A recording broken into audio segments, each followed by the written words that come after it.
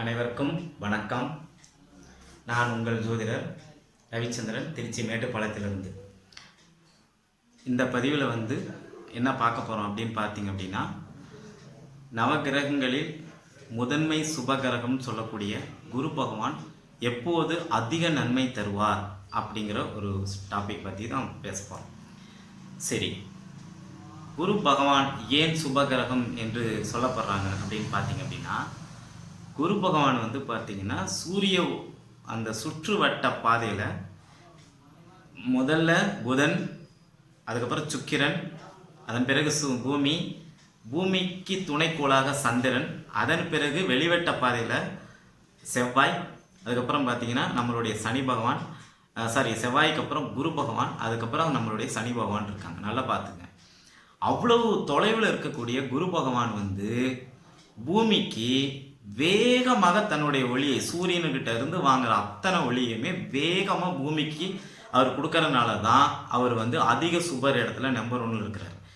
மாதத்துக்கு ஒரு முறை வரக்கூடிய பௌர்ணமி சந்திரன் பார்த்தீங்கன்னா பூமிக்கு துணைக்கோள் மிகவும் அருகே இருக்கிறார். பூமியை சுற்றியே அவர் வந்துட்டு இருப்பார், பக்கத்திலே இருப்பார். அதனால் பார்த்தீங்கன்னா அவர் சுபகிரகம் சொல்லப்பட்டிருந்தாலும் அவர் பூமிக்கு கிட்ட தான் இருக்கிறார். இப்போ நமக்கு 10 அடிக்கு முன்னாடி ஒருத்தங்க இருக்கிறவங்க நமக்கு ஒரு உதவினா டக்குன்னு செய்வாங்க. இதே 1000 அடிக்கு அந்த பக்கம் இருக்கிறவங்க நமக்கு டக்குன்னு செய்கிறாங்க அப்படின்னா அதுதானே நம்ம பெரிய விஷயமா நினைக்கணும். அப்போ அந்த அமைப்பின் படி பார்த்தீங்கன்னா குரு அவ்வளோ தொலைவில் இருந்தாலும் அவருடைய ஒளி பூமியில் படுறதுனால அந்த இடம் பூரா நன்மையை தருது அப்படிங்கிறது ஜோதிடத்திலும் நிரூபிக்கப்பட்டிருக்குது, விஞ்ஞானத்திலையும் நிரூபிக்கப்பட்டிருக்குது அப்படின்னு நம்ம சொல்கிறோம். சரி, இதில் குரு அப்படின்னா இருளை போக்குபவர்னு அர்த்தம், ஒளியை தருபவர்னு அர்த்தம். நல்லா பார்த்துங்க. அப்போது யார் இருளை போக்குவாரோ அவர் நமக்கு நல்லவர் தானே. நமக்கு இருக்கிற ஒரு பிரச்சனையை ஒருத்தர் தீர்க்கிறாரு அப்படின்னா அவரை நம்ம உயர்வாக தானே பேசுவோம். அப்போ அந்த அமைப்பின்படி பார்த்தீங்கன்னா குரு முதன்மை சுபகிரகம் அப்படின்னு சொன்னதுக்கான காரணம் இதுதான் அப்படின்னு சொல்லலாம். சரி, குரு எப்பொழுது அதிக நன்மை தருவார் அப்படின்னு நம்ம சொல்கிறோம். முதல்ல குரு பகவான் அவர் பார்த்தீங்கன்னா தனுசு வீட்டில் மூலத்திரிகோண பலத்தில் இருப்பார், மீன வீட்டில் ஆட்சி பலத்தில் இருப்பார், கடகம் வீட்டில் உச்ச பலத்தில் இருப்பார், சிம்ம வீட்டில் அதிநட்பு பலத்தில் இருப்பார், மேசம் விருச்சிகம் வீட்டில் பார்த்தீங்கன்னா நட்பு நிலைமையில இருப்பார் அப்படின்னு சொல்லலாம். ரிஷப துலாம் வீட்டில் பார்த்தீங்கன்னா இன்னொரு சுபகிரகமான சுக்கரனுடைய வீட்டில் அவர் சுபத்துவமாக இருப்பார், நல்ல நிலைமையில இருக்க மாட்டார், கட்டுக்கு உட்பட்டு நன்மையை தருவார் அப்படிங்கிற ஒரு அமைப்பு சொல்லலாம். அதே மாதிரி மிதுனம் கண்ணியில் இருக்கும்போது பார்த்தீங்கன்னா ஒரு 30% நல்ல பலனை தருவார் அப்படின்னு சொல்லலாம். மகரத்தில் அவர் ஆல்ரெடி நீச்சம் அடைகிறாரு, கும்பத்தில் அது சமநீச்ச வீடு அப்படிங்கிற அமைப்பில் அங்கேயும் ஒரு நியூட்ரலான பலத்தை தருவார். சார், இது பொதுவான விதி. ஓகே, இதில் விதிவிலக்குகள் நிறைய இருக்குது இல்லைங்களா, அதை நம்ம சொல்லணுமா இல்லைங்களா? அந்த அமைப்பு படி பார்த்தீங்க அப்படின்னா நல்லா தெரிஞ்சுக்கங்க. குரு எப்போது அதிக நன்மை செய்வார் அப்படிங்கிறது தான் நம்மளுடைய தலைப்பு. குரு தனுசு வீட்டில் இருக்கிறாருன்னு வைங்க. அந்த தனுசு வீட்டில் இருக்கக்கூடிய குருவுக்கு 6வது இடத்துலையும் 7வது இடத்துலையும் 8வது இடத்துலையும் பௌர்ணமி சந்திரன் இருக்கும்போது அவர் அதிக ஒளித்தன்மையோடு இருப்பார். அவர் அந்த வீட்டில் இருக்கும்போது கண்டிப்பாக மிகப்பெரிய தனலாபத்தை தருவார். குருனா என்ன சார்? குருனா ஆண் குழந்தை, அப்புறம் ஜென்ரலாக குழந்தை, பணம், பெரிய பணம், கௌரவம், புகழ், சரிங்களா, நீதித்துறை, நிதித்துறை, சொல்லிக் கொடுக்கும் தொழில், ஆசிரியர் தொழில், வங்கித்துறை, சரிங்களா, இந்த தங்க நகை கடையில் வேலை பார்க்குறது, பணத்தை கொடுத்து வாங்கக்கூடிய ஒரு நம்ம இந்த லேவாதேவி தொழில்னு சொல்லுவோம் பார்த்தீங்களா, அந்த மாதிரி அமைப்பு, இதெல்லாம் இந்த வீட்டில் இருக்கக்கூடிய குரு மிக சிறப்பாக செய்வார். அப்போ இந்த வீட்டில் நான் என்ன சொல்கிறேன், தனுசில் குரு இருக்கணும், அதுக்கு 6, 7, 8ஆம் பாவத்தில் பௌர்ணமி சந்திரன் இருந்தால் இந்த யோகம் நான் சொன்னேன். அப்போது இந்த யோகத்தின் அமைப்பின் படி பார்த்தீங்கன்னா இங்கே ஒரு மிகப்பெரிய லாபத்தை நமக்கு தருவார் அப்படின்னு நம்ம சொல்லலாம். சரி, அதுக்கு அடுத்தது 2வது வீடு பார்த்தீங்கன்னா மீன வீடு. சார், இன்னொரு விஷயம், குரு எப்போவுமே பங்கம் இல்லாமல் இருக்கணும். குரு பங்கம் இல்லாமல் இருக்கணும்னா எப்படி? செவ்வாயோட இணையக்கூடாது, சனி பகவானோட இணையக்கூடாது, ராகு பகவானோட இணையக்கூடாது, சூரியனோட இணைஞ்சா கூட பரவாயில்லைங்க சார், அது அவர் அஸ்தங்கம் தோஷம். சூரியன் குரு தர வேண்டிய அத்தனை பலனையும் சூரியன் தன்னுடைய திசையில் கொடுத்துட்டு போயிடுவார். ஆனால் சூரியனோட ஒரு கட்டுக்கு உட்பட்டு இணையும் போது அங்கே ஒரு பாதிப்பையும் அவர் கொடுத்துருவார் அப்படிங்கிற அமைப்பில் சொல்லலாம். சரி, குரு கேதுவோட இணையலாம் சார், இது கேள யோகம்னு சொல்லலாம். அதே மாதிரி சுக்கரனோட இணையக்கூடாது, எதிர்த்தன்மை கொண்ட கிரகம், அதனோட இணையக்கூடாது. புதன் பகை கிரகம், அது இணையவே கூடாது. அப்போ குரு யாரோட இணையலாம் அப்படின்னா தனக்கு ரொம்ப பிடிச்சவங்களா இருந்தாலும் செவ்வாயோட இணையக்கூடாது, சந்திரனோட வந்து குரு இணையும் கூடாது. ரொம்ப அதிக சுபத்துவம் ஒரு பாவம் வந்து அதிக வலிமைப்படக்கூடிய இடத்துல இருந்துச்சு அப்படின்னா அவன் ஏமாளியாக இருப்பான், அவனை ரொம்ப ஈஸியாக ஏமாற்றிடுவாங்க அப்படிங்கிற ஒரு கான்செப்டும் இருக்குது. ஓவர் பில்டப் உடம்புக்கு ஆகாது குமார்னு சொல்லுவாங்க பார்த்தீங்களா காமெடியில். அந்த அமைப்பின்படி குருவும் சந்திரனும் ஒளி பொருந்திய சந்திரனும் குருவும் சேர்ந்து ஒரு இடத்துல இருக்கும்போது அந்த பாவம் கெடும். அந்த அமைப்பில் வந்து பார்த்திங்கன்னா குரு வந்து நல்ல இடத்துல இருந்தாலும் ஓரளவுக்கு தான் அவருக்கு வந்து பலத்தை வந்து சந்திரனால் கொடுக்க முடியும், தவிர முழுமையான பலத்தை கொடுக்கும்போது அங்கே குரு வந்து இனிப்பு நிறைய சாப்பிட்டாலும் அது தெவிட்டுற நிலைமை போகும் பார்த்தீங்களா. அந்த அமைப்பில் ஒரு சரியில்லாத ஒரு தன்மையும் கொடுத்துருவார். சரி, மீன வீட்டில் இருக்கலாம். பங்கம் இல்லாத குரு அப்படின்னா வக்கரமாக இருக்கக்கூடாது, செவ்வாய் சனியோட இணைஞ்சிருக்கக்கூடாது, ராகுவோட இணைஞ்சிருக்கக்கூடாது, அமாவாசை சந்திரனோட இணைஞ்சிருக்கக்கூடாது, சுக்கிரன் புதனோட இணைஞ்சிருக்கக்கூடாது. குரு தனிச்சு இருக்கணும். சரிங்களா. அந்தணன் தனித்திருந்தால் அவதிகள் மெத்தம் உண்டு அப்படிங்கிற ஒரு விஷயத்தை இங்கே கொண்டு வர வேண்டாம். ஓகேங்களா. அப்போ அந்த அமைப்பின்படி இங்கே குரு வந்து பங்கம் இல்லாமல் இருக்கும்போது, மீன வீட்டில் இருக்கும்போது, சிம்மத்திலேயோ கன்னிலேயோ துலாத்திலேயோ பௌர்ணமி சந்திரன் இருக்கும்போது அவர் அங்கே அதிக ஒளித்தன்மையோடு இருக்கும்போது பார்த்தீங்கன்னா மிகப்பெரிய தனலாபத்தை தருவார், மிகப்பெரிய யோகத்தை தருவார், நிறைய சொத்துக்களை வாங்க வச்சுருவார். அதாவது நம்ம சொந்த ஊர் இல்லாமல் வெளியூரில் போய் நமக்கு புகழ் கொடுப்பார், பெயர் கொடுப்பார். அங்கே அந்த ஊரில் நமக்கு வந்து ஏராளமான கௌரவத்தை தருவார் அப்படிங்கிற ஒரு அமைப்பெல்லாம் சொல்லலாம். சரி, இப்போ 2 வீடு சொல்லிட்டோமா. சரி, அதுக்கப்புறம் அப்படியே 3வது வீடு உச்ச வீட்டுக்கு வரலாம். கடகத்தில் 12 வருடத்துக்கு ஒரு முறை தான் நாம் சொல்கிற இந்த வீட்டுக்குள்ளாரெலாம் அவர் வந்து குரு வருவார். அப்போ உச்ச வீட்டில் வந்து குரு இருக்கிறார் அப்படின்னா அந்த உச்ச வீட்டில் குரு இருக்கும்போது, உச்சம்னா என்ன சார், பூமிக்கு ரொம்ப அருகில் வரக்கூடிய தன்மை தான் சார் உச்சம். நீச்சம்னா பூமிக்கு ரொம்ப தொலைவில் இருக்கக்கூடிய அமைப்பு சார். அப்போது குரு வந்து உச்சமடையுது அப்படின்னா அந்த உச்சமடைஞ்ச குரு இயல்பாக இருந்தாவே போதும், எந்த கிரகத்தினுடைய தொடர்பும் சேர்க்கையும் பார்வையும் இல்லாமல் இருந்தாவே போதும். போதாத குறைக்கு கடகத்தில் வந்து குரு உச்சமடைஞ்சு ரிஷபத்தில் ஒளி பொருந்திய சந்திரன் இருந்து அங்கே அவர் வந்து நல்ல உச்சமடைஞ்சு சந்திரன் ஒளி பொருந்திய சந்திரனாக இருந்து பௌர்ணமி சந்திரனா ரிஷபத்தில் இருக்கும்போது பார்த்தீங்கன்னா குரு திசா நல்ல சூப்பராக அந்த லக்னத்துக்கு தகுந்த மாதிரி அந்த ஆதிபத்திய நன்மையும் காரக நன்மையும் கண்டிப்பாக நல்ல பலன்களுக்கு கொடுத்தே தீர்மானம் மாற்று கருத்தே கிடையாது. ஓகே, சரி. அதுக்கப்புறம் சிம்ம குரு. சரி, இந்த சிம்ம குரு ஒரு தனித்துவமான குரு சார். இந்த வீட்டில் குரு இருக்கும்போது பார்த்தீங்கன்னா அரசு வகை ஆதாயம். இந்த தனுசு குருவும் மேச குருவும் சிம்ம குருவும் பார்த்தீங்கன்னா எப்போவுமே அரசு வகை ஆதாயம். கும்பகுரு கூட வச்சுக்கலாம், 4வது இடத்துல கும்பகுரு. இந்த 4 வீட்டில் இருக்கும்போது பார்த்தீங்கன்னா அவர் சிம்மத்தை பார்க்கும்போது பார்த்தீங்கன்னா குலத்தொழில் செய்வாங்க, பரம்பரை தொழில் செய்வாங்க, உங்கள் வீட்டில் நல்ல மனிதர் வாழ்ந்திருப்பாங்க, நிறைய பொருள் சம்பாதிச்சிருப்பாங்க, சொத்து சம்பாதிச்சிருப்பாங்க, அரசு வகை ஆதாயம் உண்டு, அரசியல்வாதியாக இருப்பாங்க. சரிங்களா. அரசு கட்டடங்களில் எடுத்து வேலை செய்கிற கான்ட்ராக்டராக இருப்பாங்க. இதில் ஏதோ ஒரு வகையில் வந்து ஒரு எலக்ட்ரிக்கல் கடை வச்சுருப்பாங்க, பெரிய அளவில் பண்ணுவாங்க.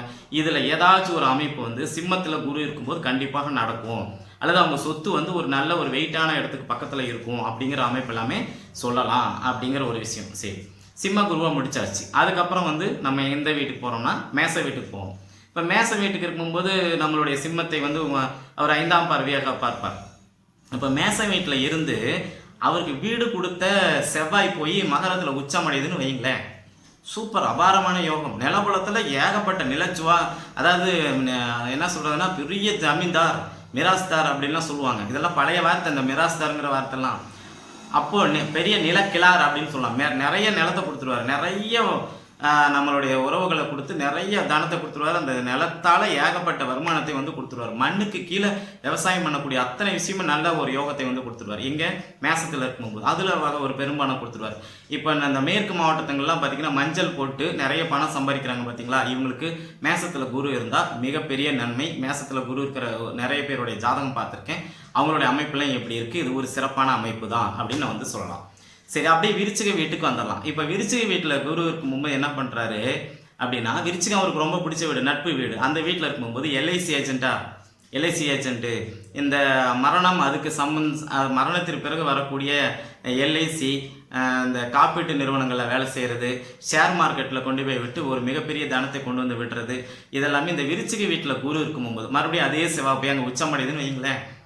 நம்மளுடைய மகர வீட்டில் உச்சமடையுது அப்படிங்கிறபோது எந்த ஒரு கிரகத்துக்கும் வீடு கொடுத்த கிரகம் வலுவாக இருக்கும், அதில் மாற்றே கிடையாது. அந்த மாதிரி இருக்கும்போது அது ஒரு சிறப்பான யோகத்தை வந்து அந்த வீட்டில் விருச்சிக வீட்டில் இருக்கும்போது குரு வந்து கொடுத்துருவார். ஆனால் விருச்சிக வீட்டில் இருக்கிற குரு புத்திர சோகத்தையும் கொடுப்பாரு. அதையும் நீங்கள் கவனிக்கணும். ஒவ்வொரு வீட்டுக்கும் ஒரு சில தன்மைகள் இருக்குது. நம்ம பாட்டா பொதுவாக நம்ம எல்லாத்தையும் வந்து ஒரே மாதிரி சொல்லிட முடியாது. அப்போ விருச்சிக வீட்டில் எந்த கிரகம் இருந்தாலும் அங்கே ஒரு புத்திர சோகத்தை வந்து கொடுத்துருவோம் அப்படிங்கிற ஒரு அமைப்பு சொல்லப்படலாம். சரி சரி அதுக்கப்புறம் பார்த்தீங்கன்னா இன்னொரு அமைப்பு என்னன்னு பார்த்தீங்கன்னா ரிஷப துலாம். இந்த ரிஷப துலாம் வீட்டில் இருக்கும்போது பார்த்தீங்கன்னா சார் அவங்க பரம்பரையில் மிகப்பெரிய செல்வந்தராக இருப்பாங்க. ஓகேங்களா, காசு பணம் சொத்து இதெல்லாம் ஒரு நல்ல மனிதராக இருப்பாங்க. திருமணத்தில் ஒரு பாதிப்பை கொடுத்து திருமணம் செஞ்சவங்களாக இருப்பாங்க. குரு ரிஷப துலாமில் இருக்கும்போது இந்த ஒன்றுக்கு மேற்பட்ட திருமணம், ஒரு திருமணம், 2 திருமணம் இது மாதிரிலாம் செய்கிற வீடு வந்து பார்த்திங்கன்னா குரு ரிஷப துலாமில் இருக்கும்போது பண்ணுவாங்க. ஆனால் இவங்ககிட்டையும் பணம் நிறைய இருக்கும். ஏன்னா அது இன்னொரு சுபருடைய வீடு. ஆனால் அவங்க அளவுக்கு இவங்ககிட்ட பணம் நிறைய இருக்குது. அவங்களுக்குலாம் கோடிக்கணக்கில் பணம் கொடுத்தா இந்த ரிஷப துலாம் வீட்டில் இருக்கிறவங்களுக்கு லட்சத்தில் தான் வந்து பணம் தருவார். அதுலேயுமே இந்த ரிஷப வீடு வந்து ரொம்ப சிறப்பான ஒரு வீடு. இப்போ ரிஷபத்தில் குரு இருக்கிறார். அந்த வீட்டினுடைய அதிபதி போய் உச்சமடைஞ்சிடறார். எங்கே? அவருடைய வீட்லேயே, மீன வீட்லேயே உச்சமடைகிறார். இப்போ 2 பேரும் பரிவர்த்தனை அடைவாங்களா? இது மிகப்பெரிய கோடீஸ்வர யோகத்தை கொடுத்துரும். அப்போ ரிஷப வீட்டில் இருக்கும்போது குரு வந்து நல்ல ஒரு பலனை வந்து கண்டிப்பாக செய்வார். சரி, அதுக்கப்புறம் துலாம் வீடு. துலாம் வீட்டில் இருக்கும்போது பார்த்தீங்கன்னா வெளியூர், வெளி மாநிலம் இங்கெல்லாம் நம்மளை நகர்த்தி அதனுடைய அமைப்பில் வந்து பார்த்திங்கன்னா நமக்கு ஒரு மிகப்பெரிய பொருளாதாரத்தை வந்து கொடுத்துருவார். மனைவி வகையில் பொருளாதாரத்தை கொடுப்பார். வாடகை வருமானத்தை வந்து தருவார்.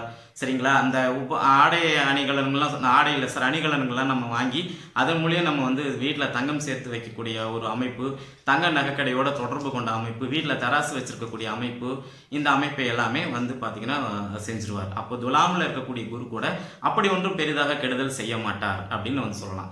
சரி, அதுக்கப்புறம் மிதுன வீடும் கன்னி வீடும். முதல்ல கன்னி குருக்கு வந்துடலாம். கன்னி வீட்டில் இருக்கக்கூடிய குரு வந்து பார்த்திங்கன்னா பணத்தை பாதி தருவார். ஒரு 50% பணத்தை தருவார். ஆனால் மூளை பலத்தை அதிகம் தருவார். ஏன்னா அது புதனுடைய வீடு இல்லைங்களா. ஒருத்தருக்கு குரு கன்னிலேயோ மிதுனத்திலேயோ இருந்து அவர் ஜோதிடத்துறையில் இருந்தால் அவர் அபாரமாக பணம் சம்பாதிப்பார். நிறைய ஜாதகங்கள் இருக்குது. என்னுடைய குருநாதர்களில் 2 பேருடைய ஜாதகத்தில் மிதுனத்துலேயும் கன்னிலையும் குரு இருக்குது. அவங்க அபாரமாக தான் பணம் சம்பாதிச்சுட்டு இருக்காங்க. ஒன்றும் பெரிய இதெல்லாம் கிடையாது. அவர் பேச பேச பணம் சார் அந்த அளவு இருக்காங்க. அப்போ மிதுனம் கன்னியில் இருக்கக்கூடிய குரு கூட கண்டிப்பாக ஓரளவு நல்ல பலனை செய்வார். இங்கே ஒரு 40% அவர்கிட்ட இருந்து ஒரு நல்ல பலனை வந்து எதிர்பார்க்கலாம் அப்படின்னு சொல்லலாம். சரி, கடைசியாக வந்து பார்த்திங்கன்னா மகரத்தில் வந்து அவர் நீச்ச பலத்தில் இருந்தாலும் அவருக்கு ஒளி உண்டு. அந்த வீட்டில் இருந்தாலும் வேலையாட்கள், வேலை தொடர்பு இதன் சம்மந்தப்பட்ட விஷயத்தில் வந்து பார்த்திங்கன்னா நமக்கு வந்து விவசாயம் இதை சார்ந்த ஒரு விஷயத்தில் கண்டிப்பாக வந்து லாபம் தருவார் அப்படின்னு வச்சுக்கலாம். மகர வீட்டில் இருக்கிறது அப்படி ஒன்றும் ஒரு பெரிய கெடுதல் செஞ்சிட மாட்டார். அவருடைய அமைப்பு வந்து பார்த்திங்கன்னா பூமிக்கு ரொம்ப தொலைவில் இருந்தாலும் பார்த்திங்கன்னா அவருக்கு ஒளி இருக்குது. அந்த ஒளி குறைவான அமைப்பு இருக்கும். மற்ற வீட்டில் இப்போ கடகத்துலேருந்து உச்சமடைஞ்சு பார்க்கும்போது 100% ஒளித்திறனோட பார்க்குறாரு. சிம்மத்துலேருந்து பார்க்கும்போது 95-90% பார்க்குறாரு. அப்படின்னா இங்கே வந்து பார்த்திங்கன்னா கண்டிப்பாக 20-30% ஒளியை பார்ப்பார். அந்த ஒளி போதும் சார் நமக்கு. ஒரு டார்ச் லைட் இருந்தால் போதாதான் நம்ம வாழ்க்கையில் வெளிச்சத்துக்கு. அப்போ அந்த அமைப்பின் படி பார்த்தீங்கன்னா இது ஒரு சிறப்பான ஒரு அமைப்பு தான் மகரத்தில் இருக்கிறது. அப்படி ஒன்றும் பெரிதாக கெடுதல் செய்யாது. கும்பம் சொல்லவே வேண்டாம் சார், இது சமநீச்ச வீடு, சனி பகவானுடைய வீடு. இந்த வீட்டில் இருக்கும்போது பார்த்தீங்கன்னா அவரும் ஓரளவுக்கு நல்ல பலன்களை தான் செய்வார். சார் நல்லா புரிஞ்சுங்க, இந்த வீடியோவுடைய கான்செப்ட் என்னன்னு புரியுதுன்னா, குரு எந்த வீட்லேயும் இருக்கலாம். ஆனால் அவருக்கு ஆகாத கிரகங்கள் சொல்லக்கூடிய சனி, ராகு, அதுக்கப்புறம் பார்த்தீங்கன்னா புதன், சுக்கிரன் இவர்களோட இருக்கக்கூடாது. நண்பராக இருந்தாலும் செவ்வாயோட நெருங்கி இருக்கக்கூடாது. இது மாதிரிலாம் இருக்கும்போது பார்த்தீங்கன்னா குரு வந்து பெரும் பணத்தை தருவதில் தாமதம் படுத்துவார் அல்லது குறைத்து கொடுப்பார். நம்ம நாயர் சார் திருவிளையாடல் படத்தில் சொல்லுவார்ல சார், எவ்வளோ பிழை இருக்கிறதோ அதற்கு தகுந்த மாதிரி பரிசை குறைத்து கொடுங்கள் மன்னா அப்படின்னு சொல்கிறார் இல்லைங்க சார். அதுக்கு தகுந்த மாதிரி அவர் வந்து அதனுடைய பரிசை வந்து அதற்கு நமக்கு தரக்கூடிய அந்த பெரும் பணத்தை வந்து குறைச்சி வைப்பார் அப்படிங்கிறத ஒரு விஷயம். இந்த வீடியோ வந்து உங்களுக்கு ரொம்ப யூஸ்ஃபுல்லாக இருக்கும்னு நான் வந்து நம்புகிறேன். வழக்கம் போல் நம்மளுடைய ஆன்லைன் அஸ்ட்ரோ திருச்சி டிவி வந்து சப்ஸ்கிரைப் பண்ணிக்கங்க. பக்கத்தில் இருக்கிற பெல் பட்டனை வந்து கிளிக் பண்ணிக்கங்க. நம்மளுடைய வீடியோக்கள் பாருங்கள், பயனுள்ளதாக இருக்கும் சொல்லி இந்த நாள் இனிய நாளாக இருக்க என்னுடைய வாழ்த்துக்கள். நன்றி, வணக்கம். எல்லோரும் நன்றாக இருப்பீர்கள். என்னுடைய குருநாதர் திரு ஆதித்ய குருஜெயாவுடைய வார்த்தையை சொல்லி இந்த வீடியோ பதிவை நிறைவு செய்கிறேன். நன்றி, வணக்கம்.